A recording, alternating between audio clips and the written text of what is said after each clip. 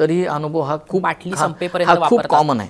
आणि दुसरी गोष्ट, केमिस्टकडे जाऊन ते कंप्लेंट्स करतात की आम्हाला असं होतं. केमिस्ट फॉर रिझन्स कोणालाच आजपर्यंत कळलेलं नाही, एक ड्रॉपचं त्याचं नाव घेत नाही मी, पण त्याचा कंटेंट असतो सिप्रोफ्लॉक्सासिन प्लस डेक्झामिथॅझोन. डेक्झामिथॅझोन हे स्टेरॉइड आहे आणि ते स्ट्रॉंग स्टेरॉइड आहे. म्हणजे 1-2 महिने जरी हा ड्रॉप वापरला तर पेशंटला रिलीफ खूप छान मिळतो, कारण स्टेरॉइड तुमचं इम्युन रिॲक्शन्स किंवा इन्फ्लेमेटरी रिॲक्शन सप्रेस करून टाकतो, पेशंटला खूप छान वाटतं. पण 2 ते 3 महिन्यातच हा ड्रॉप पेशंटला मोतीबिंदू किंवा काचबिंदू करतो.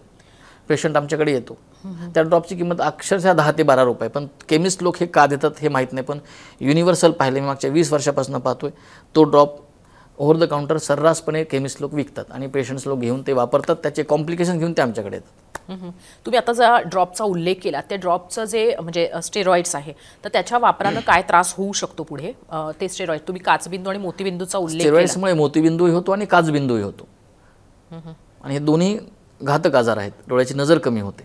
त्यामुळे असे ओव्हर द काउंटर्स ड्रॉप कृपया वापरू नयेत, कोणीच वापरू नयेत. डॉक्टरांचा सल्ला घ्यावा, कुठल्याही डॉक्टरला जाऊन कुठेही डोळ्याच्या डॉक्टरांना जाऊन भेटावं आणि त्यांचा सल्ला घ्यावा.